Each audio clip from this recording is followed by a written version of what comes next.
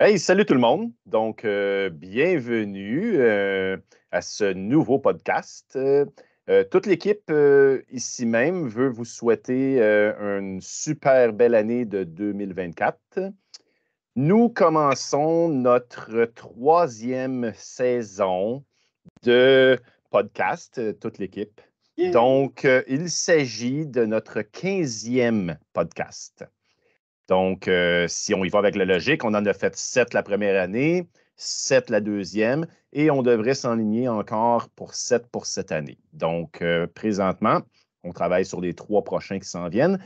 Mais aujourd'hui, on voulait vous présenter un roman qui, d'après moi, va vraiment satisfaire votre appétit. Et le nom est L'Ascension de Dark Vador. Excellent. Fait que je vous souhaite un super bon podcast avec notre super équipe. Et puis, je vais immédiatement vous transférer à notre animateur, notre ami Guillaume, alias Raven, comme tout le monde le connaît. Salut Guillaume. Salut, ça va? Excellent. Ben oui, certain. Écoute, c'est super. Donc, je te laisse le guide. À toi d'y aller. Ouais, ok. Fait que c'est ça. L'ascension de Dark Vador, ou en anglais c'est Rise of Darth Vader. C'est un roman qui est sorti en anglais en novembre 2005 et qui est écrit par James Luceno ou Luceno, je ne sais pas comment vous le prononcez. Mais bref, c'est un très bon auteur. Il avait déjà écrit, pour ceux qui connaissent, le roman Dark Plagueis, qui est parmi les favoris de tout le monde. Fait que c'est encore un deuxième livre qui est très solide qu'il a écrit. Et celui-là, il a été traduit et publié en français en juin 2007. Mais vous savez, il est considéré légende. Donc, c'est pas canon, mais ça pourrait presque l'être. Là, si vous voulez, pour commencer, on va demander peut-être à Michel si tu veux lire le quatrième de couverture en arrière. Oui, parfait. Donc, tandis que les forces impériales s'acharnent à démanteler le mouvement séparatiste au cours d'un combat sans merci en périphérie de la galaxie, l'empereur accélère le processus de transformation de son jeune apprenti en le confrontant à un groupe de Jedi. Knights essaie d'échapper à l'emprise des forces du mal, quant à Vador qui traque Rohan Shrine et Oli sans relâche. Il livre secrètement un combat intérieur contre sa nouvelle identité. Est-il devenu Dark Vador, le bourreau de l'empereur? Ou est-il toujours Anakin Skywalker, le Jedi torturé et prisonnier d'un exosquelette maléfique? Voilà, merci. Donc là, quand on lit ça, on comprend, c'est écrit sur l'arrière que c'est en l'an moins 19. Mais pour être plus précis, on remarque que ça se passe juste après l'épisode 3. Mais techniquement, quand on lit le livre, ça se passe aussi pendant l'épisode 3. C'est une période vraiment intéressante. On y revit l'ordre 66. Puis la transformation de Dark Vador. Donc là, peut-être qu'on peut faire un tour de table pour savoir qu'est-ce que vous en avez pensé de ce roman-là avant qu'on rentre dans le vif du sujet. Peut-être commencer par Claude. Excellent. Pour moi, c'était une relecture. Je ne me rappelle plus si c'est la deuxième fois ou troisième fois. J'ai bien aimé. Ah, merci. Ce serait mon 2-3 mots. Jean-François? Moi, c'est mon roman préféré de mon auteur préféré, Jim Chano. Je trouve que c'est un roman excellent qui fait très bien l'entrée de Darth Vader, son entrée en scène avec l'Empire. Très bon livre. Ouais. Vas-y, Michel, à toi. Moi, j'ai vraiment beaucoup aimé. C'est le premier roman que vous autres m'avez fait lire. Vous ne le savez pas. C'est Mais c'est grâce à vous que j'ai découvert ce roman-là. En fait, j'avais posté un message quand je suis rentrée dans le groupe demandant par quoi je devrais commencer. J'avais déjà lu la trilogie 30, puis c'est vraiment par ça. Puis je n'avais pas été déçue. J'avais fait ma première critique, d'ailleurs, c'était sur ce livre-là. Fait que oui, j'ai bien aimé. J'ai des petits bémols, mais on pourra en discuter un petit peu plus tard. Puis toi, Marc? Moi, je l'ai lu en anglais en 2005 à sa sortie. Excellent livre. Il fait partie d'une fausse trilogie, mais d'une trilogie que j'ai adorée. Donc, j'ai hâte d'en parler. Ouais. Moi, personnellement, comme Jean-François, c'est peut-être pas mon préféré ever, là, mais il est pas loin. Il est dans le top 5, ça c'est sûr. Je pense, Ouais, avec Dark Plagueis, puis celui-là, c'est probablement les deux meilleurs de James Lucchino. En tout cas, c'est vraiment un livre excellent, il est très bien écrit. Fait que là, si vous voulez, on va vous avertir que là, on rentre dans une phase de spoiler. Fait que si vous ne l'avez pas lu et que vous ne voulez pas vous faire spoiler, peut-être que vous pouvez arrêter d'écouter le podcast. C'est le moment de quitter! Venir après, c'est ça. Fait que là, parce que là, on va faire vraiment un résumé détaillé de l'histoire qui se passe dans le livre. Fait qu'on commence ça tout de suite. Donc, l'histoire, au début, ça commence avec les Jedi. Il y a deux maîtres Jedi, qui s'appellent Rohan Shrine et Bol Chatak. Shrine, c'est un humain. Chatak, c'est une Zabrak. Puis, ils sont avec une Padawan qui s'appelle Holly Startone.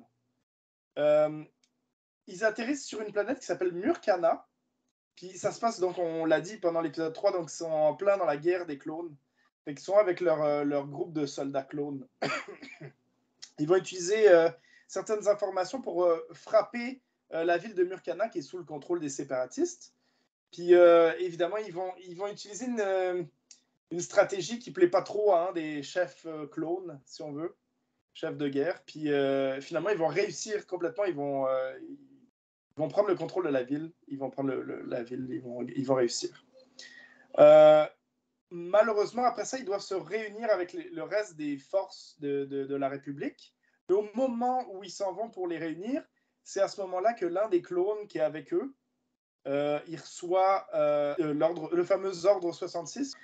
Mais là, les clones qui sont avec ces Jedi-là, ils sont comme en conflit. Donc là, on voit que c'est pas comme dans Clone Wars, parce que dans Clone Wars, c'est comme ils ont une puce puis ils doivent absolument obéir, mais dans Legend, c'est pas ça. C'était ils avaient juste été génétiquement modifiés, les clones, pour obéir. Et là, dans ce cas-là, ils sont en conflit, ils sont comme pas sûrs. Est-ce que j'ai reçu le bon ordre? Parce que les Jedi m'ont sauvé la vie plusieurs fois, ils sont mes coéquipiers depuis le début. Puis là, on me demande de les tuer, ça doit être une erreur. Fait qu'ils ils sont comme dans le doute un peu. Fait qu'ils vont décider de ne pas tuer les Jedi, puis ils vont leur laisser une chance. Ils vont leur dire, bon, bah, allez-vous-en, là, on vous laisse une chance. Fait que les Jedi vont commencer à s'enfuir. Malheureusement, ils vont finir par se faire rattraper plus tard. Les Jedi décident d'abandonner leur tenue de Jedi, leur équipement, pour essayer d'échapper à la planète de manière subtile. Mais c'est là qu'ils seront capturés par les soldats. Fait que, évidemment, les clones qui n'ont pas réussi à tuer les Jedi ou qui n'ont pas suivi les ordres de tuer les Jedi, ben, ils sont très mal vus auprès des supérieurs. Ils les aiment pas trop. Et après ça, il y a... oui? Mais la partie où tu vois que les clones remettent un peu l'ordre 66 en question, encore une fois, je trouvais que c'était du James Lucchino son meilleur, parce que James Lucchino, il est bon pour ça, le côté psychologique. C'était pas... Comment je peux dire ça? C'était pas, on leur reçoit l'ordre 66, puis go, on y va. Tu vois que, comme tu dis, voyons, ils nous ont sauvé la vie, puis ils s'en remettent en question. Tu vois la psychologie, puis c'est pas non plus traité trop long dans le temps. Ça vient pas des longueurs. C'est bien fait. C'était une bonne durée de temps. Puis c'était vraiment parfait. C'était crédible. Moi, effectivement, j'ai aimé le fait qu'il y ait certains clones qui se remettent en question, que ça n'a pas été accepté par tout le monde à 100%. Je trouve que ça a été bien fait, cette partie-là. Ouais, c'est réaliste. Oui, oui. Puis la partie, comme tu dis, qui décide d'abandonner leur sauce de Jedi, ça m'a fait penser un peu à Obi-Wan dans la série Kenobi, où ce qu'il dit à l'autre Jedi, là, ton sabre enterré, c'est fini, on n'existe plus. Là. J'ai trouvé ça aussi, c'était bien fait. Là. Ouais, c'est ça. Et je continue. Après ça, après ça, on fait comme une pause. On fait un bond de, disons, 4 semaines. Donc, l'ordre Jedi est tombé. L'Empire galactique a écrasé la République, si on peut dire. Puis là, c'est Darth Vader qui prend le dessus du récit. Donc là, on voit qu'il est nouvellement l'apprenti de l'empereur, mais il est envoyé lui-même sur Murkana par Palpatine pour justement enquêter pourquoi il y a des clones qui n'ont pas obéi à l'ordre 66, puis leur régler en quelque sorte leur compte. Fait que Vader, il arrive sur place, puis il va arriver sur place, il va s'engager dans un duel avec l'une des Jedi, donc la fameuse Bol Chatak, qui est la Zabrak de la gang. La jeune Padawan Holly Startone, En passant, ça, c'était l'apprenti de Bolt Shatak. Michel, peut-être que tu peux mettre la première image. Donc ça, c'est le groupe de clones qui étaient avec eux autres, qui vont les aider à gagner la bataille sur Murkana. C'est la Iron Team. Puis comme on voit avec l'image, c'est des commandos, donc ils n'ont pas les casques comme normaux de deuxième génération. C'est vraiment cool, cette image-là. Je l'aime Ah vraiment. ouais, ils sont vraiment sharp. Là, ça accroche. Puis je pense que c'est donc eux autres qui vont comme hésiter puis qui vont pas suivre les commandements. Il faut savoir que ces clones-là, les commandos clones, ils ont pas la même... Dans les gens, ils n'ont pas la même obéissance que les autres. Ils ont une certaine liberté au niveau des ordres. Ils peuvent décider sur place. Ils doivent prendre des décisions plus que des clones normaux qui obéissent. C'est peut-être ça qui fait en sorte qu'ils n'ont pas obéi aux ordres à l'ordre 66. Tu peux montrer la deuxième image. Donc ça, c'est la fameuse Padawan Holly Startone. Donc ça, c'est sa maître Jedi qui se bat contre Vader quand il arrive. Vador va gagner, il va tout simplement la décapiter carrément. Elle, c'est Bolt Shatak. Puis évidemment, il n'y a pas juste elle qui se fait décapiter, il y a aussi les clones qui n'ont pas obéi à l'ordre 66. Pendant ce temps-là, Shrine et Holly, qui probablement l'ont vu mourir, ils essayent d'échapper à la colère de Vador, puis ils vont trouver un moyen de transport pour quitter le monde au plus sacrant, si vous me permettez le terme. Puis ils vont monter à bord d'un transport qui s'appelle le Drunk Dancer. C'est un cargo. Puis en fait, la pilote de ce cargo-là, c'est carrément la mère du maître Jedi Shrine. Donc, c'est probablement sa mère qui vient à son secours. Tu sais, elle a vu que l'ordre 66 vient d'arriver, puis elle s'est dit « Oh non, mon fils est un Jedi, il va se faire buter. » Fait que c'est ça. Elle s'appelle Jula, sa mère. On va la revoir dans la suite de l'histoire. Et lui, c'est Rohan. Ouais, c'est ça. Rohan Shrine, c'est ça. Mm-hmm. La seule chose que je voulais rajouter, moi, c'est vraiment ça que d'aller me chercher dans ce roman-là. C'est quand l'arrivée de Darth Vader. Tu sais, tu te dis que c'est là qu'il fait son arrivée comme apprenti, mais il n'y a personne. C'est ça, là, je félicite James Chano, c'était vraiment réaliste. C'est pas parce que tu as vu le film que ça veut dire que tout le monde dans l'univers de Star Wars sait c'est qui Darth Vader. Fait que ça, j'ai trouvé ça vraiment sharp. Quand il débarque, c'est quoi le nom de la planète? Murkana. Là, c'est vraiment sharp. Parce que ça, tu as le point de vue de tous les acteurs qui sont là. Mais c'est qui ça, ce gars-là en armure noire? Tu sais, ils n'ont aucune idée c'est qui. Là, il y a une rumeur qui circule apparemment, c'est le bras armé de l'empereur, mais on n'en sait pas plus. C'est pour ça que la maître Jedi, elle décide, elle ne sait pas, c'est Darth Vader. Ils s'approchent tous pour essayer de voir ce qui se passe, pour entendre, parce qu'ils se demandent c'est qui lui, puis pourquoi les clones, ils obéissent, comme si c'était... Palpatine. Ouais. C'est ça, c'est vraiment son entrée en jeu. Puis même, une des raisons pourquoi que la maître Jedi se fait déchirer, elle le sous-estime. Elle dit bon, allez régler son cas, puis elle paye le prix cher. Fait que ça, j'ai vraiment trouvé ça cher. C'est pas comme dans les BD qu'on a lu avant. C'est pas comme des romans avant. Ah, Darth Vader, attention. Non, il n'y a personne qui savait c'était qui. Puis il apprend, malheureusement, il y en a beaucoup qui apprennent notre dépense, c'est qui. Fait que ça, je dis bravo à James Chano, il a vraiment fait une belle entrée pour ça.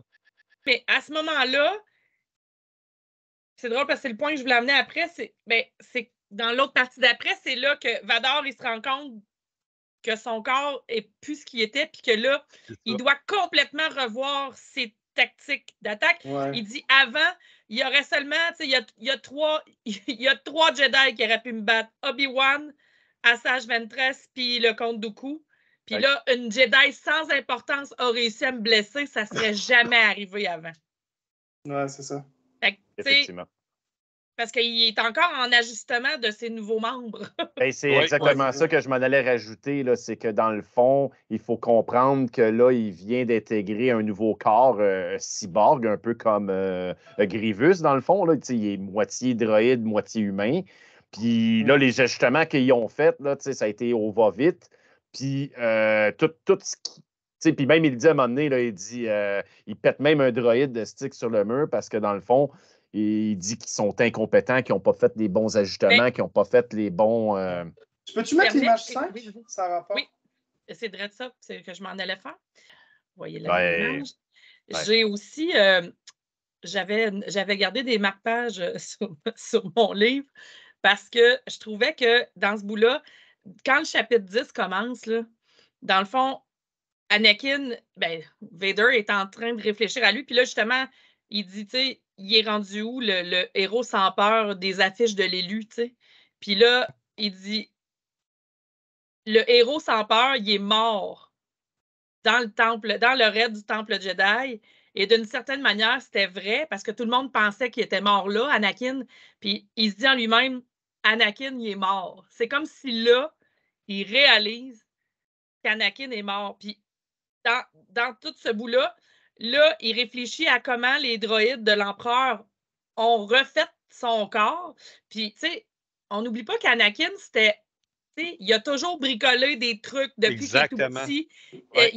Quand il a eu sa main artificielle, il était tout le temps en train de la bricoler pour l'améliorer, puis tout ça. Puis là, il n'a pas eu le contrôle sur comment ils ont refait ses jambes, ses bras, ses poumons, c'est tout là. Puis il est comme à bout de sa vie, de l'incompétence. Puis dans ce chapitre-là, il dit, c'est comme s'il repasse tous ses sens, puis là, ses sens, puis là, il se lève debout, il marche, puis là, il dit, ouais, mais ça, c'est pas marcher. Dans le fond, ses jambes sont lourdes, les talons sont trop surélevés, il faut qu'il marche lentement parce qu'il perd l'équilibre. Là, après ça, il dit, c'est pas entendre. Puis là, il parle de ses prothèses auditives, il entend comme en dessous de l'eau. C'est pas voir. Puis là, il parle de, justement, son masque dans lequel il voit, mais qu'il voit pas, tu sais. C'est pas respirer. Puis là, c'est la façon dont l'auteur a pris pour le décrire. Moi, ce bout-là, c'est vraiment mon bout préféré du roman. Ouais. Parce que on a vu dans les films, tu sais, le avant puis le après, tu sais. Mais on n'a pas vu l'entre-deux, tu sais. Il s'est passé La quoi transition. entre le Anakin puis le Vader qu'on voit dans l'épisode 4? Tu sais, il y a quand même une coche, tu sais. Et là, de voir tout ce qui se passe dans sa tête, les doutes qu'il a, il est en beau maudit parce que il se demande s'il a perdu des facultés dans son corps aussi, puis dans des facultés au travers de la force parce qu'il a perdu quasiment la moitié de son corps. Moi, ça, là, c'est vraiment mon bout de préféré du roman. Puis juste pour ce bout-là, là, ça vaut la peine d'être lu. Oui, Ben, je suis bien d'accord.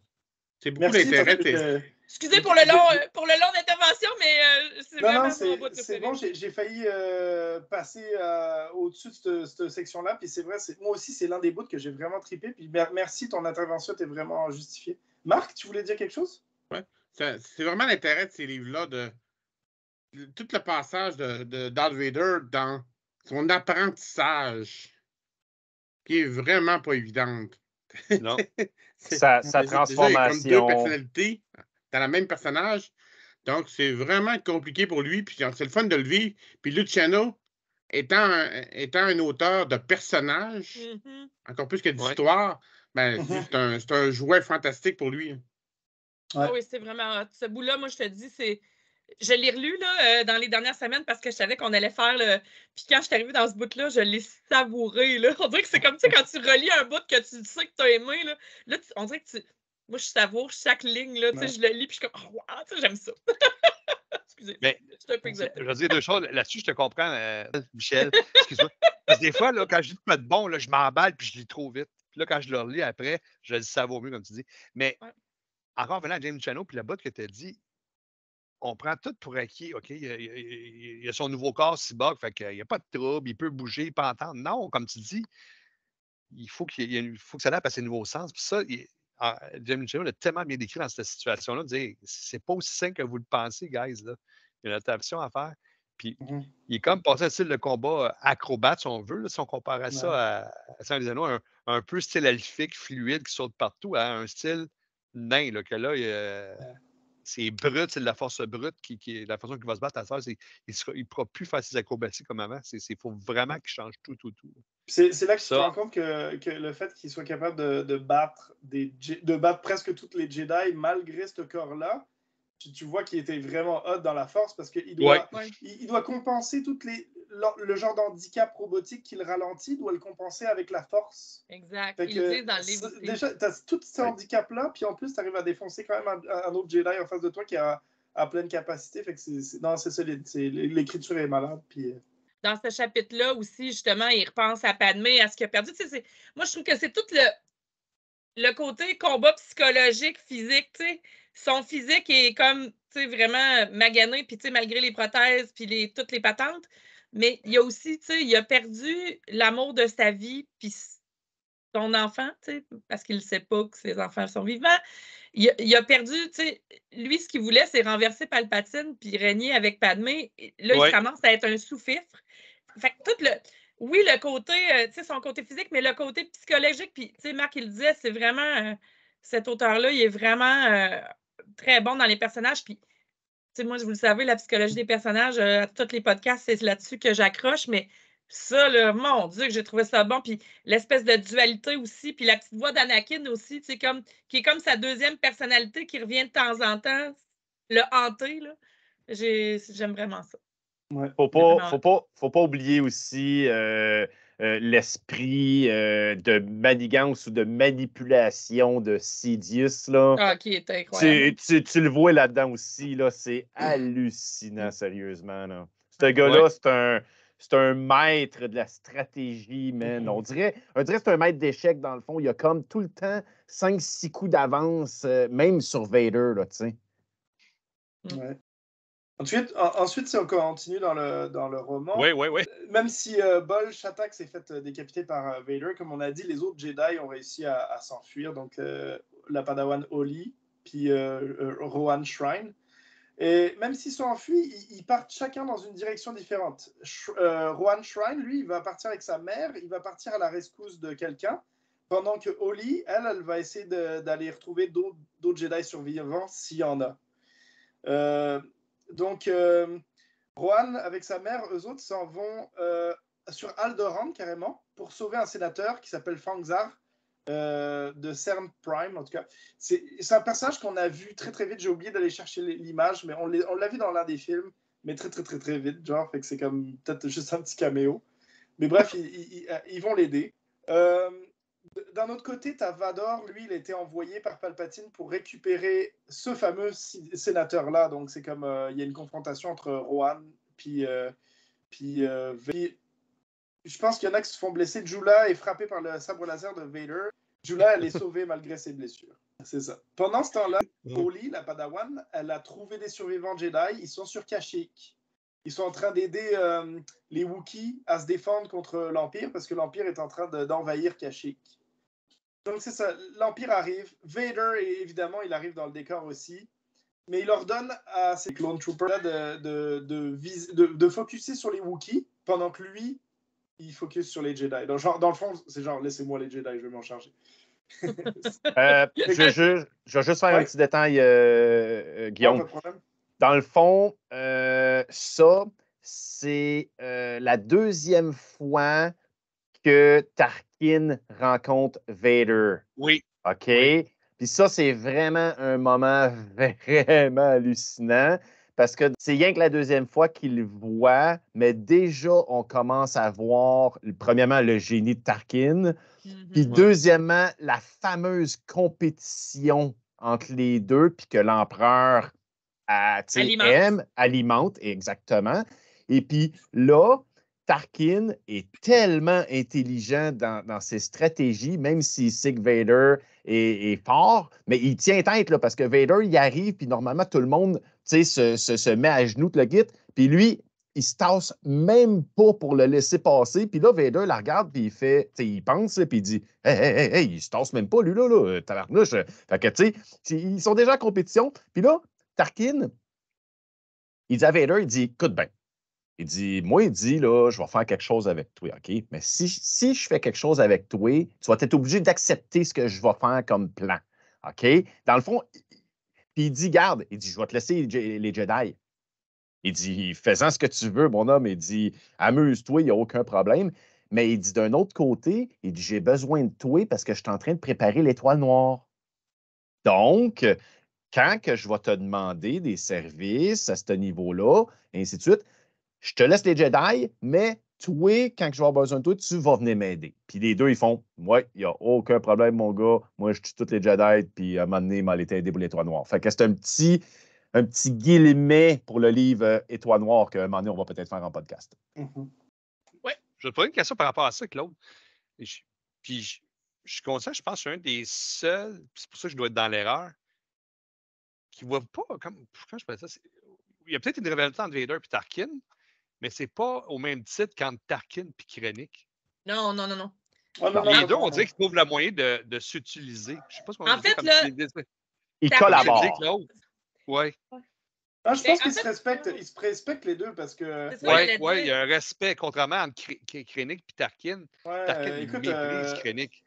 Marc, ton Tarkin, micro est il n'a fermé. pas la force, là. Tout ce qu'il a, c'est l'amitié de Palpatine. Si Vador, il voudrait le casser en deux, il pourrait. Là. Fait que je pense Mais- que s'il le garde en vie, c'est parce qu'il respecte autant que Palpatine le respecte. Là, En même temps, le Tarkin, il s'est pas tassé, puis c'est ça qu'un peu que tu disais, Claude, tantôt. Il s'est pas tassé. Pourquoi? Parce que lui, il se dit, t'es pas mon boss. Moi, je suis ton égal. Ouais. Il le voit comme un égal dans tout l'échiquier impérial. Donc, j'ai pas à me soumettre à quelqu'un qui est mon égal. T'sais.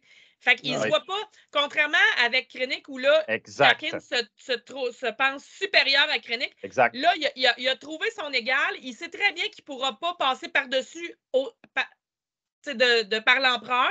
Donc, moi, je pense qu'il se dit, ben écoute, rendu là, je vais en faire mon allié. Si on travaille ensemble, ben, on a plus de chances d'avancer. Puis, sachant aussi que il y a quand même des pouvoirs, il n'y a pas intérêt non plus nécessairement à le provoquer, mais c'est là qu'on voit l'espèce de génie militaire ou tacticien de Tarkin où lui, il voit ça puis il saisit l'opportunité. Ouais, c'est sa force à Tarkin d'être capable d'exploiter les forces des autres et de mettre les siennes en même temps. Exact. Ouais. En plus, à la fin du livre, Tarkin finit par deviner que c'est Anakin. Ouais. Mais ils se connaissent, tu sais. C'est ça, ils se connaissaient, mais sont très peu qui ont fait ce lien-là. Là. Comme elle disait tantôt, Michel, pour eux autres, Anakin est mort sur Mustafar. Là. C'est un fin stratège. Ben, en fait, Anakin serait mort dans le raid du temple. C'est ce que les gens pensent. C'est ce qu'ils disent dans le OK, c'est vrai. Oui, c'est caché. Oui, c'est vrai. Ouais. Et là, si tu veux continuer avec la prochaine image, la numéro 10. Ouais. Donc là, Vader est sur Kashyyyk, puis il se bat contre les Jedi. Donc, comme je disais, la Padawan Holly a réussi à trouver des survivants Jedi qui sont sur Kashyyyk. Parmi ces survivants-là, il y avait des chevaliers Jedi, comme les deux qu'on voit. Ça, c'est le nom m'échappe. C'est Iwo Kulka puis Sadem Forte. Kulka, c'est celle qui se fait étrangler, si tu veux. Mais il y a aussi Guillaume, oui? félicitations pour l'image. Elle est incroyable. Elle est solide. C'est intéressant. Tu vois Vador qui se bat d'un côté, donne un coup de sable, puis en même temps, il choke l'autre sans même le regarder. Ouais. Ça montre le lien avec la force. Là. C'est ça. Donc, sur Kashyyyk, il n'y a pas juste ces Jedi-là, il y en a aussi d'autres, mais pour ceux qui ont lu le livre, le guide du Jedi, quand un Jedi n'est pas reçu comme Padawan ou comme chevalier Jedi, il peut toujours se recycler dans d'autres domaines de l'ordre, des domaines comme l'agriculture, entre autres. Ouais, agriculture ou autre chose. Il y a d'autres domaines. Puis parmi les gens ils sont pas vraiment Jedi parce qu'ils n'ont jamais eu le titre, mais parmi c'est des membres de l'ordre qui contrôlent quand même la force, mais à un degré plus faible. Il y en a plusieurs qui sont réunis là. Ils sont peut-être un peu moins d'une dizaine, me semble. Bref, Vador arrive, il les débusque. Au début, c'est ces deux-là qui essayent de se battre contre Vader. Ils essayent de trouver sa faiblesse, de le déstabiliser. Fait qu'ils vont essayer d'alterner des formes de combat différents. Ils vont utiliser des combinaisons de coups différents, des attaques plus puissantes, plus rapides. Mais bref, ils vont se rendre compte que Vador les contre super facilement, comme si c'était rien. Au final, il va les perturber par sa force et sa supériorité, avec son corps robotique qui est super puissant. Bref, il va les faire vaciller. Puis si tu changes d'image, la prochaine, après ça, ces deux-là, ils ont perdu. Puis là, Vader les décapite. On ne verra pas sur l'image. C'est à ce moment-là que Holly, la Padawan, elle se retrouve seule à combattre Vader. Donc, elle essaye d'utiliser toutes sortes d'offensives aussi, mais de le prendre par surprise. Mais Vador lui permet juste que de se défouler. Mais en gros, il fait juste jouer avec. C'est comme un chat qui a une souris. Là. Il la laisse partir, il la ramène. Il la laisse partir, il la ramène. Il joue avec joue la- Comme avec. dans la série Kenobi, quand il se bat contre l'Inquisitrice quand les vaisseaux sont partis. Là. Un peu, ouais, Au c'est début, il ça. fait juste jouer avec la force. Il sort même pas son sabre. Là, il joue avec. Là. Ah. Ouais. Bref, elle est un peu désespérée à la fin. Mais heureusement, il y a Rowan Shrine, le fameux chevalier Jedi qui était avec elle au début, qui arrive en vaisseau avec le vaisseau de sa mère, le Drunk Dancer. Puis il saute du vaisseau, je pense, puis il arrive à aller chercher avec la force le sabre laser de l'un des deux qui s'est fait tuer dans l'image d'avant, tu sais. Mhm. Puis il arrive pour la sauver, dans le fond, mais il dit aux autres survivants de Jedi, donc ceux qui sont un peu moins force sensitive, puis à Oli de s'échapper pendant que lui il confronte Vador. Exact. Mhm. Dans le fond, il donne la chance de pouvoir s'échapper. C'est ça. Il sait qu'il va mourir, là. Exact. Il se sacrifie, puis... Mais moi, c'est ce qu'il comprend avant de mourir que je C'est trouve ça. vraiment hot, là. Ouais, on y arrive, Donc là, là, mais oui. Ouais, c'est ça. c'est carrément Chewbacca qui va faire Oui, monter c'est vrai. les derniers Jedi dans le Oui, vaisseau avec les autres pour s'enfuir. Mais là, Kashyyyk est en train de tomber. Les Wookiees sont presque perdus. Ben, ils sont pas tous tués. La plupart sont. Il y en a beaucoup qui sont capturés. Puis Mais en fait, on sait déjà à ce moment-là que c'est-tu Tarkin, là? Je l'ai pas relu jusque-là, je me souviens pas. Mais on sait déjà à ce moment-là que l'Empire a l'intention de les utiliser comme, esclaves parce qu'ils sont forts et puissants. Donc, ils font juste courir après, ils détruisent, mais pour les capturer, puis après ça, en faire des esclaves pour travailler sur les différents chantiers qu'ils ont besoin. Fait que... Parce que là, il faut comprendre que Kashyyyk est une planète stratégique pour l'Empire, avec ces espèces de gros arbres immenses. C'est une planète forêt. Fait que ça, c'est des ressources là, qu'ils peuvent utiliser pour faire du feu, pour peut-être forger des nouvelles armes, puis des nouveaux vaisseaux, des étoiles de la mort, pourquoi pas. Puis ressources les d'esclaves Wookiees, comme aussi. tu as dit, les Wookiees sont tellement costauds que c'est genre les esclaves idéaux pour l'Empire. C'est ça le but. Ouais, exact. Ce qui est le fun de voir là-dedans, c'est qu'au début, il résiste pas mal, parce que là, il l'avait dit, Tarkin, là, mais qu'on rentre là-dedans. Je me rappelle plus si c'est Tarkin ou c'est un des commandants. Là, il avait dit, mais qu'on rentre, là, ils vont devenir fous, là, puis ils voudront pas là, se faire capturer, puis tout. Puis effectivement, au début, ils ont vraiment de la misère. Là, ils perdent du monde à n'en plus finir, mon gars. Puis là, à un moment donné, le commandant, il regarde Vader, mais il dit, écoute, là, il dit, tu sais, je sais que tu veux pas qu'on fasse de frappe orbitale avec les destroyers, là, mais il dit, là, on est vraiment en train de perdre beaucoup de monde, là, puis on n'a pas la supériorité, puis si on fait pas de frappe, on va en perdre bien du monde, puis là, Vader veut pas vraiment, mais il dit, OK, vas-y. Il dit, je veux juste te demander quelque chose, par exemple. Il dit, attaque pas la dernière ville de où ce que la famille de Chewbacca est, parce que j'ai quelqu'un là-bas que je veux m'occuper. Dans le fond, c'est le Jedi, là. Ouais. Mais ouais, c'est ça, c'est quand même excellent. Des détails de fou là, que l'écrivain a ajouté puis qui complètent tellement pas juste la trilogie des préquels, mais aussi qui explique un petit peu la suite aussi dans la trilogie originale. C'est vraiment, vraiment bien. L'autre chose, mémoire, mais fidèle, il me semble que tout le long, c'est Oli, hein, la Padawan, son nom, c'est ça? Oli, oui. Il me semble qu'elle challenge Shrine parce que elle vient de voir sa maître se faire tuer. Puis là, je ne sais pas si on peut appeler ça une vengeance comme Jedi. Mais elle veut se venger, puis lui, il dit la vengeance, c'est pas dans la mentalité des Jedi. Dans le fond, ton maître a voulu se venger, puis garde, elle est morte. Là. Mais c'est ça. C'est la jeunesse, puis tu sais, Shrine, là, c'est un vieux de la vieille qui a un peu perdu foi. Puis là, elle, c'est une jeune, tu sais, qui est comme, tu sais, l'impétuosité de la jeunesse, puis l'espèce de dualité entre ces deux-là qui est comme vraiment intéressante, là. Puis encore une fois, James Duchano, comme qu'il disait Marc, il est spécialiste avec les personnages, puis c'est bien fait cette partie-là, comme qu'elle disait Michel, l'impétuosité de la jeunesse versus la sagesse d'un maître Jedi un peu plus vieux. C'est vrai, il a perdu foi. Puis je pense qu'à la fin, quand il se bat contre Vader, il a trouvé une forme de foi, puis c'est pour ça qu'il fait qu'il se sacrifie, comme vous dites. Exact. C'est ça qui est beau. Mhm. Et en même temps, on voit un peu Anakin, Obi-Wan, Anakin qui est tout le temps prêt pour la bataille, qui veut tout, qui veut foncer dans le top, puis Obi-Wan qui fait hey, relax. Là, on retrouvait un peu cette espèce de dynamique-là entre les deux. Là. Ouais. Ouais. Fait qu'au final, le roman se finit que certains des Jedi, comme le Padawan Oli, vont réussir à échapper avec Chewbacca. Mais malheureusement, Rohan Shrine, qui se battait contre Vader, comme tu dis, il va découvrir son identité, puis il va lui dire en quelque sorte. Mais au final, il va se faire tuer par Vader, pareil, puis la Kashyyyk qui tombe aux mains de l'Empire. Juste parce que, moi, le bémol que j'ai dans cette histoire-là, ça, c'est le bout que je suis restée un peu sur ma faim. Je trouve que sur Kashyyyk, ça déboule trop vite. J'aurais pris un peu de... Tu sais, c'est comme si on a l'impression qu'en 4 pages, là, j'exagère, mais la bataille est passée, c'est fini. Pour ce bout-là, moi, je suis restée sur ma faim, puis c'est ce qui fait que c'est pas comme Jean-François, je sais que c'est ton roman préféré. Je l'aime vraiment beaucoup, mais c'était trop court. Il manquait de chair autour. Tu sais, je trouvais que tout le bout sur Kashyyyk, c'était super le fun. On avait le goût d'en savoir plus, puis non. Fait que tu vois, moi, ça m'a pas trop dérangé. Ça fait longtemps que je l'ai lu, je m'en souviens pas trop, mais je me souviens que j'avais vraiment aimé le livre anyway. Ça m'avait pas trop perturbé.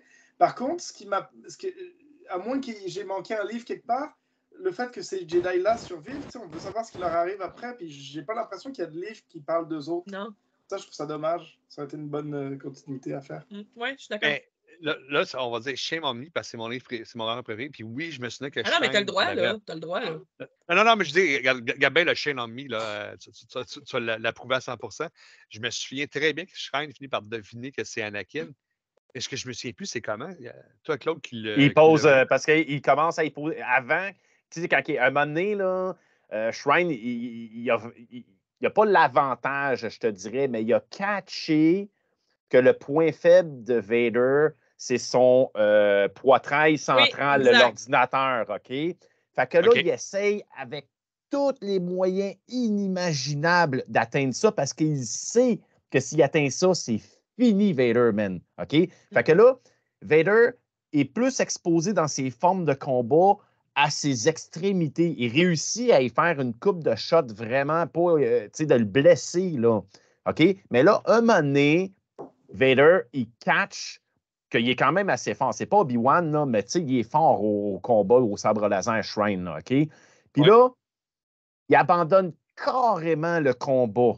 Puis là, il se concentre sur la force, puis il commence à détacher des planches d'un peu partout, puis à les envoyer sur Shrine. Puis là, Shrine, il n'est pas fort à ce niveau-là, tu comprends-tu? Lui, il est plus fort au niveau du combat. Fait que là, à un moment donné, il se fait frapper par bien des affaires, il tombe à terre, il est vraiment blessé beaucoup. Puis là, dans le fond, ben Vader, là, c'est une petite souris, là, que, tu sais, oublie ça, là, t'es à terre, c'est fini. Mais là, Shrine, il a pas tout catché, mais là, il se dit, avant de crever, je vais lui poser des questions. Puis là, il pose une coupe d'affaires. Puis là, effectivement, Vader, vu qu'il sait qu'il va le péter dans même pas 3 minutes, parce qu'une des craintes de Vader, là, énormément, OK, c'est que le monde, il sache que c'est lui qui a fait ce qui était au temple, puis qu'il sache son identité. Tu sais, il joue beaucoup avec ça. Fait que là, il dit, tu sais, que c'est Anakin. Puis l'autre, tu sais, là, il catch tout le déroulement depuis le début, là, tu sais, l'ordre 66, Palpatine, tout le kit, tu sais, puis là, il fait mais malheureusement, tu sais, il crève, le gars, mais il catch en Moses, par exemple. Oui, ça marche bien. Puis ça aussi, une fois de plus, ça avait tellement été bien écrit, cette partie-là, là, c'était vraiment sharp. Oui, puis la façon dont il se rend compte que c'est le poitrail, tu sais, c'est que là, il analyse sa forme de combat, puis il remarque que, tu sais, dans le fond, il est toujours en train de protéger, dans le fond, son chest, puis c'est là qu'il fait comme, OK, il fait ça, mais là, quand il commence à le frapper partout, tu sais, je pense que c'est ça, il frappe à presque tous ses membres, mais il n'y a jamais de sang. Fait que là, il est comme, Calvin, c'est qui ce gars-là, tu sais? Il se demande même s'il est humain un moment donné, mais là, il dit, il reste de l'humain dedans parce que c'est impossible de quelqu'un d'utiliser la force si tu n'as pas un côté humain encore. Exact. Fait qu'il est moitié humain, moitié cyborg, tu sais. machine. C'est vraiment freak, cette affaire-là, dans le fond, effectivement. Là. Puis en même temps, ce roman-là, tu as dit qu'il commence à utiliser son environnement pour se battre. Indirectement, il explique pourquoi il est rendu comme ça. Parce que moi, la mémoire, quand Anakin se battait avant, il n'utilisait pas son environnement pour se battre. Puis Vader le fait. On le voit dans The Empire Strikes Back, on le voit dans la série Kenobi, on le voit dans ce livre-là. Puis on comprend pourquoi il est rendu même, parce qu'il ne peut plus juste se fier à son corps puis la force. Là, il faut qu'il se fie plus à la force. C'est vrai. Pour ça. Puis je ne sais pas si c'est dans une BD ou dans ce roman-là, mais c'est spécifié que Sidious a fait exprès pour qu'il n'y ait pas nécessairement les meilleurs morceaux cyborg pour le mettre sur pied, pour qu'il y ait une certaine souffrance pour alimenter sa haine. C'est fou. C'est fou. En fait, il ne sait pas. Anakin, il pense que Palpatine a peut-être été jusque-là, mais c'est pour le manipuler davantage. C'est l'hypothèse qu'il émet, en fait. Ouais. Mais dans ce roman-là, ça, c'est notre affaire. Je n'en reviens pas comment. C'est pas QQ, c'est bien développé, la dualité Anakin-Vader, que c'est pas parce que j'ai un saut noir. OK, je suis rendu Darth Vader, puis je suis très bien là-dedans. Mon nouveau rôle, let's go, je suis prête, let's go. Ah non, man, tu vois vraiment toutes les remises en question, toute la transition qu'il doit faire, qu'il doit accepter son nouveau rôle. James Lucchino, on dirait qu'il ne va pas dans la simplicité. Là, à chaque fois, il se met à la place du personnage. Qu'est-ce qu'il est en train de ressentir? Il va se mettre à la place. Il va essayer d'examiner chacune des facettes de la situation. C'est ça qui fait que c'est un très bon auteur. Là. Je pense que ça doit être dans genre mon top 3 des meilleurs auteurs de Star Wars. Là. Moi, c'est mon préféré. Puis comme tu dis, il va dans la psychologie, il l'analyse bien, mais c'est pas fait de façon à perdre tout le monde. En même temps, c'est bien vulgarisé. Tu sais, ça prend pas. Il tombe pas trop dans des termes de la psychologie jusqu'à il perdrait le monde, puis pas dans des longueurs du tout. C'est bien fait. Moi, j'adore le Jano. C'est mon meilleur. Sérieux, là? Ouais. Tu voulais dire de quoi, Marie? Oui, ben dans le fond, je le catch comme, tu sais, il y a des regrets, puis en même temps, tu sais, il est pogné dans le costume de Vador, fait qu'il a comme pas le choix de continuer s'il veut comme vivre en même temps. Il est comme rendu un peu comme, comme un peu à l'esclave qui était plus jeune, je trouve, dans un sens, parce que, tu sais, il est pogné dans un costume qui est mal chié, il est obligé de tuer tout le monde pour survivre, sinon il crève un peu lui aussi dans un sens, tu sais, parce que c'est un peu son costume qui est alimenté par le côté obscur puis par du robotique, fait que, tu sais, il a pas le choix. Puis là, il regrette parce qu'il a perdu l'amour de sa vie. Il a tué tout le monde autour de lui. Fait que, il vit avec des regrets, puis il est obligé de vivre là-dedans, tout seul. C'est bad, là. Ouais. Mais Marie, j'adore ton analogie. Je n'avais jamais vu ça de même, là, mais c'est vrai ce qu'elle dit. Il retourne esclave de son costume comme quand il était jeune. C'est vrai, ça. Ouais. Ça, il le dit dans le livre. Hein. Il le dit, justement. Il dit, je suis il est revenu esclave comme quand il était sur... Au début, il en parle, là, que vu que Padmé, elle n'a pas voulu collaborer avec lui, qu'il aurait fait une équipe de l'enfer, puis qu'il aurait pu renverser Palpatine, puis l'équipe. Puis ça, il y a énormément de regrets. Puis c'est la façon que Palpatine réussit à le faire basculer.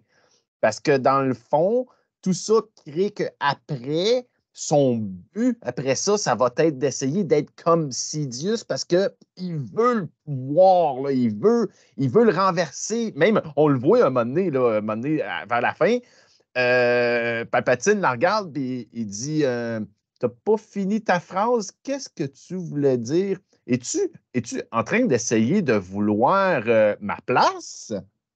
Puis là, Vader, il est comme hein? Puis là, il dit il n'y a pas de problème. Il dit, si tu veux, il dit, vas-y, attaque-moi. Mais là, Vader, il sait que Sidious présentement est trop fort. Point de vue que là, lui, Vader est faible là, dans ses. C'est pas le bon moment. C'est pas le bon moment. Puis même Sidious le sait, là, tu sais. Il dit, un moment donné, il dit, mais ce ne sera pas tout de suite, c'est moi qui vais le décider. Mais de la même façon que Plagueis savait. Que Plagueis. Mais oui! Il savait que Palpatine n'était pas encore assez puissant. Tu sais, je trouve ça... Tout ce lien-là, c'est malade mental. Oui, puis il fait le lien, puis il dit « Moi, je ne ferai pas l'erreur de mon maître Plagueis. » Il dit « Mais qu'il arrive Vader, là, il dit « Moi, je ne dormirai pas. » Parce qu'il l'a tué dans son sommeil. Tu comprends-tu? Ça, c'est vraiment hot, là. Puis, une autre chose qui est cool aussi dans le roman, là, il nous montre il est passé d'un Jedi superstar, si je peux dire comme ça, c'est super-héros, qui était carrément un des héros de la clone. Le héros, j'aurais dit, de la guerre des clones. L'élu. L'élu, le sauveur, à le Un bras sous-fifre. armé d'un empereur. Pas juste un sous-fifre, quelqu'un qui va tuer, qui va faire la job de bras. C'est complet. Ça aussi, il faut que ça adapte à ça. Là. Tu passes Il de sauver sait, du ouais. monde à. Comment je peux dire ça? Il sait qu'il est manipulé par Oui. Sidious. Tu sais. Là, tu ne sauves plus du monde, au contraire, tu en traques, c'est ça. Tu passes de sauver du monde à traquer du monde. C'est aussi, il faut que ça adapte à ça. Puis c'est aussi dans le roman, je trouve que c'est bien, bien développé.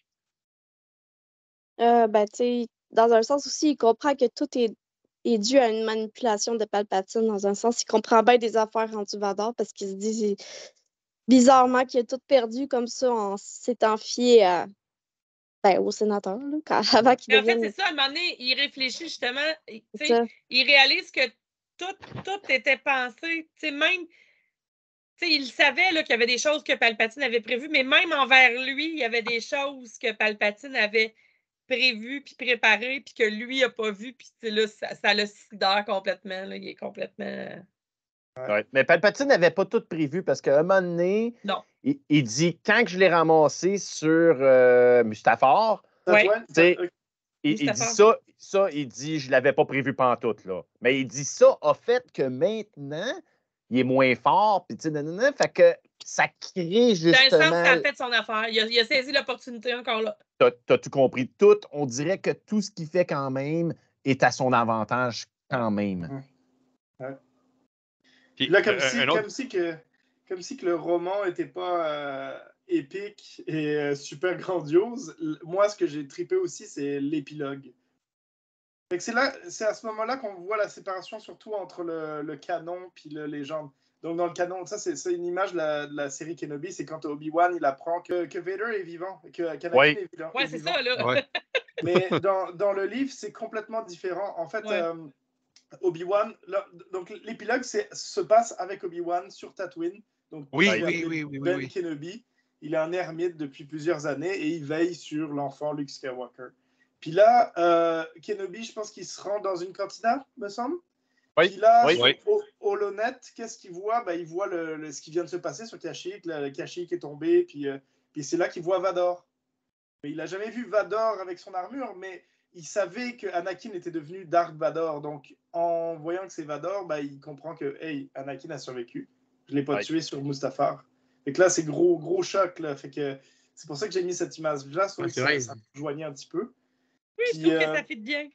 Écoute, Guillaume, c'est tellement un choc, OK, qu'il est dans la cantina, il vient de se commander un verre qui coûte super cher, mais écoute, ils n'ont pas d'eau là-bas, ils n'ont rien, là, fait que, si tu veux te dérater, man. Puis là, il part, écoute, non, il part, là, avec le mot Vader, puis à un moment donné, soit le barman ou quelqu'un d'autre, à un moment donné, vient le voir, puis il paye un verre, parce que là, il voit qu'il est en détresse bien raide, puis en même temps, il se penche dessus, puis il dit, hey, mon ami, il dit, écoute, je veux juste te donner un conseil, là.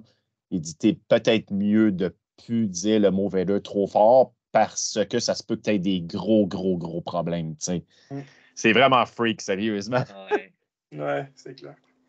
Puis, c'est ça. Je vais le redire parce que des fois, il y a certaines personnes qui l'ont oublié. C'est que dans l'épisode 3, Obi-Wan, il sait que c'est Vader parce que avec Yoda, quand il retourne dans le temple Jedi, il voit les enregistrements. Puis parmi les enregistrements, tu as Darth Sidious qui fait relever Anakin et il dit Rise Darth Vader. Fait qu'il sait qu'Anakin est devenu Darth Vader à ce moment-là.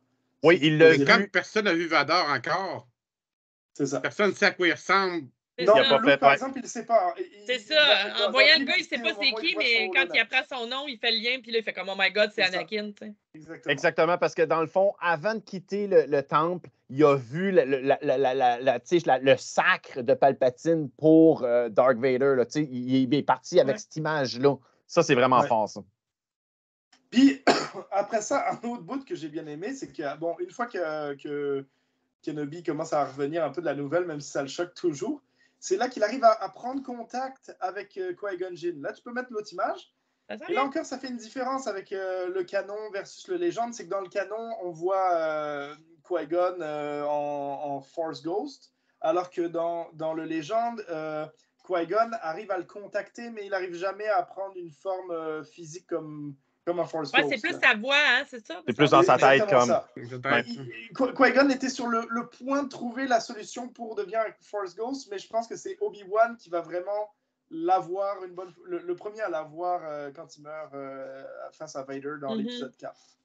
Bref, il discute avec Qui-Gon dans sa méditation, puis Qui-Gon va lui révéler des choses. Il va lui dire que Luke va réussir à grandir, puis que ce sera Luke qui affrontera son père quand le moment sera venu. Mais il lui dit que Vader, il le rassure, et il dit à Kenobi, t'inquiète pas, Vader ne remettra plus jamais les pieds sur Tatooine, parce que ses souvenirs du passé, il les hante, puis il les fuit. Fait qu'il ne reviendra pas sur Tatooine. Puis... mais par contre, Qui-Gon, je pense que c'est Qui-Gon qui dit à Obi-Wan de ne pas dire à Luke que Vader, c'est son père. En tout cas, jusqu'au moment suite, opportun. Exact. C'est ça. Puis ça se finit à peu près comme ça. Ouais, puis aussi, Anakin n'aime pas beaucoup le sable. Oui, c'est ça, depuis le début, man. Fait qu'il ne retournera pas là. Parce que dans le fond, Obi-Wan, quand il voit, quand il est conscient de tout ça, il dit non, il dit faut que je me sauve, là, puis avec l'enfant, tu le quittes, parce qu'il dit là, on est en danger, là, ça se peut pas. Mais Qui-Gon le rassure en disant non, reste là, c'est comme la meilleure place, man, que tu peux pas avoir, là. C'est comme Tatooine est comme le symbole de l'échec de Vader. C'est là qu'il n'a pas réussi à sauver sa mère. Padmé, ça doit lui rappeler, parce que c'est quand même sur Tatooine qu'il avait promis que ce genre de choses-là qui était arrivé à sa mère ne se reproduirait plus, puis qu'il arriverait à sauver Padmé, puis il a encore échoué. Fait que je pense que c'est comme il fuit comme la peste, cette planète-là, puis Puis en même temps, il est rendu asthmatique au bout, le sable, ça va pas aider. Le sable, ça jamme les articulations. Ouais, il va graisser un petit peu. La dernière image, si tu veux, juste pour le fun, c'est le cover japonais, si vous voulez voir à quoi il ressemble. Je trouvais que l'image était cool. Wow. C'est ça. Cool. Puis, on voit que Star Wars, c'est mondial. Là. Ouais. Mais une chose c'est que la face de Palpatine. Je sais qu'en Chine, Star Wars n'a pas trop accroché, mais au Japon, là, c'est solide. Ben, écoute, les Jedi sont quasiment inspirés des samouraïs. Les samouraïs. Ouais, c'est ça. Mais je juste dire quelque chose comme au début que Marc avait dit, la trilogie qui n'en est pas une officiellement, là, mais c'est tout le temps sur un fond orange. Hein, le labyrinthe du mal. L'ascension de Dark Vader. Puis l'autre méchant. L'autre, c'est Revenge of the Sith, tout simplement. Revenge of the Sith, ouais, c'est ça. C'est avant, pour les yeux Sith, là, je pense. Ouais. Et c'est bon ce que tu dis, Jean-François, j'ai failli l'oublier, c'est que donc là, nous autres, on a peut-être notre petite copie individuelle, mais ils ont sorti, depuis le temps, ils ont sorti une espèce de gros livre intégral. Ouais, dedans, avec ces 3 livres que tu as énumérés, donc Labyrinthe du Mal, L'Ascension de Dark Vader, puis Revenge of the Sith en un seul tome. Mais on sent simplement la même couverture orangée. Ça. Les 3 sont très semblables. Ouais, cool. Comme tu dis, les 3 étaient sortis à 6 mois d'intervalle chacun. Ah oui, ça, c'est 6 mois avant le film. Revanche des Sith est sorti le mois d'avant. Puis l'autre est sorti 6 mois après. Ça a été fait vraiment pour que ça soit lu un à la suite de l'autre. Ils ont donné 6 mois pour être sûr que les personnes aient le temps de lire le livre avant le film. Puis, tu sais, en marketing, ça a été fait comme ça. Ouais. Le fameux 3-1 que vous parlez, là, c'est un des seuls livres que j'ai pas acheté, je pense, du Legend of the Kid, parce que vous savez que j'ai toutes les copies, toutes les formes, toutes les guigus. Puis celui-là, vous venez de me rappeler que je ne l'ai pas. Je ne l'ai pas non plus. Ben, on va partir sur Amazon. C'est pour une fois que c'est pas moi qui s'est découvert des besoins. Quant à chacun de ces livres-là, séparément, moi, personnellement, à moins que ce soit magané tes livres, là, je vois pas trop l'intérêt d'aller chercher l'intégrale. C'est pour ça que j'ai c'est là que je m'en vais, Guillaume, parce que je pensais exactement comme toi, jusqu'à temps que j'apprenne que quand ils ont fait l'intégrale récemment des X-Wing, ils ont refait la traduction aussi. Oui. Fait que c'est pour ça, là, ça vaudrait la peine. Fait que là, je me posais la question, savez-vous si on fait pareil pour la trilogie? Je croirais pas, là. Non? si je me fie là, à Lucille, qui est la présidente de Pocket, là, ils ont commencé ça à faire ça, là, à ranger des petites affaires là, dans les nouveaux livres là, récemment. OK, Ouais, OK. Pocket imaginaire. Ouais, des petites erreurs qui se sont glissées, des traductions, là, tout le kit. Là. Je suis allée sortir pour le plaisir, dans le fond, toutes les œuvres de James de Luceno. C'est fou. La plupart des meilleurs romans qui ont été écrits de Star Wars sont de lui. Dans la série Oui. L'Ordre Jedi, il en a écrit 3, dont Les Agents du Chaos 1 et 2, La Force Oui. unifiée. Après ça, il a commencé avec Vent de trahison en 2002, Oh. Le Labyrinthe du Mal en 2007, L'Ascension de Darth Vader la même année, Darth Plagueis, Oh, wow. Le Faucon Millennium, que j'ai pas lu, celui-là, je ne sais Non. pas, 2017. C'est bon ça. Tarkin, que moi j'ai adoré. Puis Catalyseur aussi, là, qui est plus dans le, qui est dans le canon, bon. qui était un. Moi, c'est dans mes.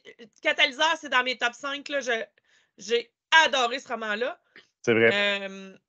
Fait que, tu sais, c'est quand même. Il a écrit quelques nouvelles aussi, là, dont les fameux. Ceux sur le Darth Maul, là, Saboteur, Entrave. Oui. Puis Il Endgame, là.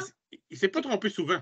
C'est ça. Ouais. Mais tout ça pour dire que, tu sais, juste pour finir mon petit point, Jean-François, je te laisse parler après, c'est que cet auteur-là, pour vrai, tous les meilleurs romans font partie de. C'est lui qui les a écrits, c'est fou, là. En tout cas, fait que. Ouais.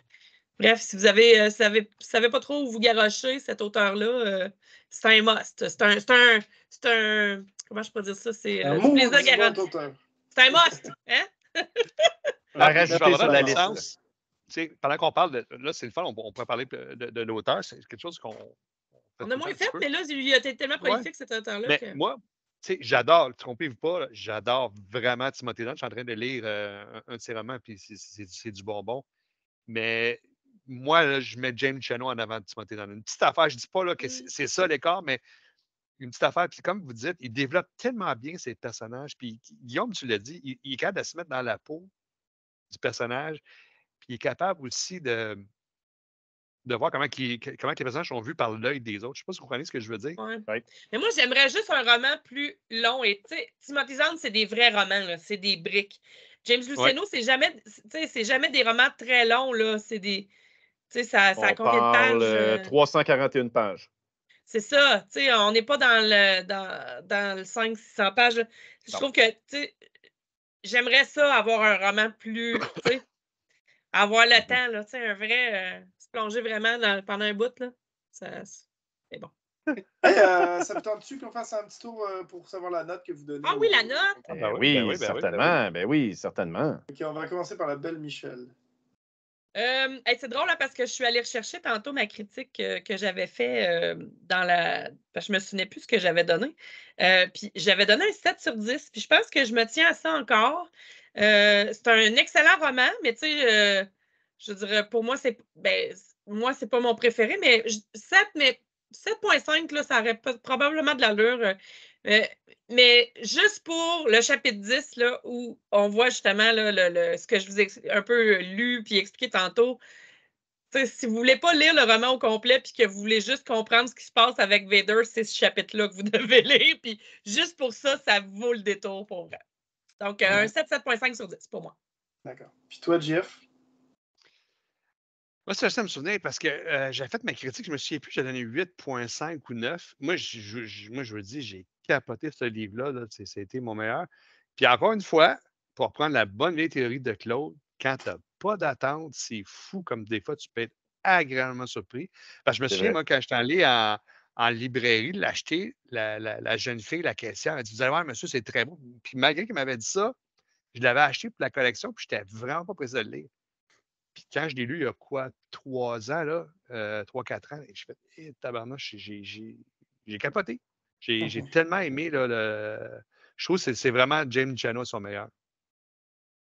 Ouais. À toi, Donc, Claude? c'est quoi ta note, donc? Ah oui, c'est vrai, la note. Facilement 8,5. Facilement, là, je dis bravo pour comment il a pu nous présenter l'arrivée de Darth Vader, l'arrivée d'Anakin qui devient Darth Vader, là, puis comment il arrive dans le monde de l'Empire. Là, bravo. C'était fait un chef-d'œuvre. Ouais. Puis toi, Claude? Excellent. Je me rappelle plus, c'est parce que j'ai pas eu le temps depuis que je suis revenu de voyage de checker ma note que j'avais, mais je vais quand même aller la rechercher. Je pense que j'avais donné 8,5 sur 10 dans le temps à mes premières lectures. Je vais aller la rechercher puis je vais la remettre sur le groupe Star Wars Littérature Québec bientôt. Comme ça, vous allez la revoir. Moi, je vous dirais que j'ai kiffé énormément sur le premier tiers. Oui, c'est ça. Ouais, le premier tiers et l'épilogue. OK? Ouais. Je te dirais, c'est mes deux bouts, là, parce que au début, là, il parle vraiment des transformations tu sais, en cyborg là, ou en robot, que je pourrais dire. Là. Puis, je trouve que ce bout-là, là, il est très émotionnel. Ouais. Tu sais, tu vois comment il est pas bien là, tu sais, dans son habit, le kit. Ça, tu sais. Puis moi, quand ça touche à l'émotion, là, ça me touche vraiment énormément. Tu sais. Fait que je dirais que présentement, j'y donnerais un 8 sur 10. Puis c'est une très bonne note. Moi, d'habitude, le 7,5, c'est la note de passage. Là, quand je suis en haut de ça, c'est parce que c'est très bon. Ouais. C'est pour ça, moi aussi, mon 7,5, c'est un peu ça, tu sais. Le début puis la fin, c'est vraiment bon, mais entre les deux, quand je disais que je trouvais que ça tombait un peu à plat, l'intrigue, pour moi, l'intrigue n'est pas assez... C'est prévisible un peu, là. Tu sais, j'aurais aimé être un peu plus surprise dans parce qu'il n'y a pas vraiment d'intrigue là-dedans. Là. C'est vraiment la transition d'Anakin. Ben oui, mais l'intrigue est avec Shrine, puis tu sais, qu'est-ce qui va arriver avec lui? Va-tu se faire pogner? C'est un peu ça l'intrigue, tu comprends? Puis c'est ça qui tombe un peu à plat. Tu sais, c'est comme une intrigue secondaire, mais qui est quand même assez présente. Je sais pas. En tout cas, Ouais, toi, Marc, qu'est-ce que t'as pensé du livre? Ouais, vas-y, Marc. Ouais. On t'a pas oublié, Marc. Non, On t'a pas oublié. Je t'agace. Non. Moi, c'est sûr que donner une note à ce livre-là seul, je vais donner 8,5, mais moi, quand j'ai lu à l'origine, moi, j'ai vraiment lu la trilogie. Okay. Et je l'ai lu comme ça. Je l'ai lu vraiment un à la suite de l'autre, à l'ensemble, dans un trio de livres qui suit un arc. Donc, moi, c'est les trois, je dirais les trois, ils sont côté 8,5 ou 9. Donc, moi, c'est vraiment, peut-être que vous avez trouvé certains bouts du livre moins forts, mais moi, je l'ai vraiment comme la fin d'une trilogie. Ouais. Donc, je le vois dans l'entièreté. Donc, je donne après 8,5. Ouais, j'aurais pu monter à 8,2 là, pour faire un genre d'entre-deux entre le 8 et le 8,5. Je suis bien d'accord avec toi, Marc. Là. Moi, pour revenir à ce que je vous ai dit, le livre, je l'ai vraiment trippé. C'est dans mon top 5. Mais moi, dans mon top 5, en première place, j'ai mis la trilogie Dark Bane. Ensuite, j'ai la Croisade Noire du Jedi Fou. Donc ça, c'est la trilogie Légende de Trump. Ouais. Ensuite, j'ai Dark Plagueis. Puis juste après, c'est l'Ascension de Dark Vader. Fait que pour ce livre-là, moi, je mettrais un 8. Je pense que c'est un 8 bien mérité. Puis après ça, moi, dans mon top 5, j'ai la trilogie de Tron, mais la version canon. Ouais. C'est pour vous donner une idée là, de comment que j'ai choisi. Mais ce livre-là, je l'ai lu qu'une fois, mais et puis ça fait, je vous ai dit, probablement proche de 2007-2008 que je l'ai lu.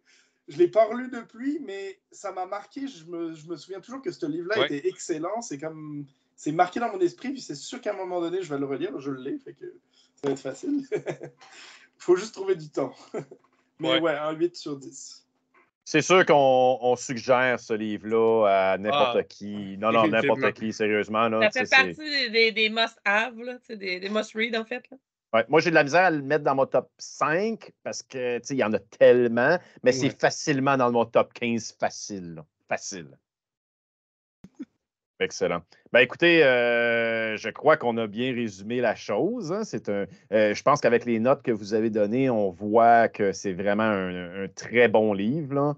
Là. Donc, si jamais il y a quelqu'un qui veut l'avoir, parce que c'est pas vraiment un livre facile à avoir en français. Ouais, non, il est vraiment dispendieux, là, puis il est très, très rare. Donc, le monde, ils le vendent vraiment des prix de fou.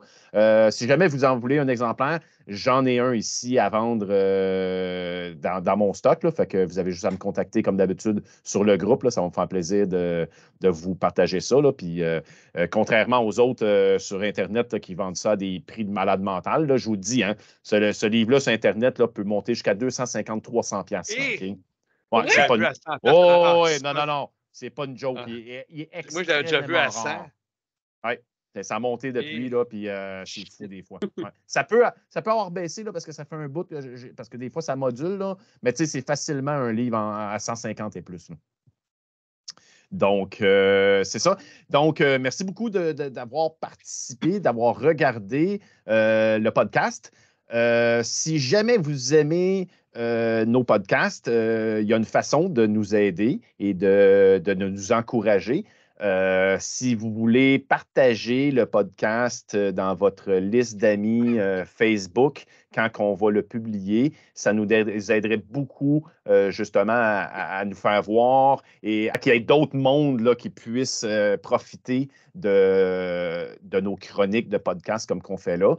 On va continuer à en faire. On en fait normalement un par mois environ. Donc, celui-là va sortir au mois de février, puis dans le fond, l'autre va être au mois de mars. Fait que sur ce, on vous dit salut. Merci beaucoup à notre animateur Guillaume, à tous nos co-animateurs, puis que la force soit avec vous. À la prochaine. Ciao. Ciao.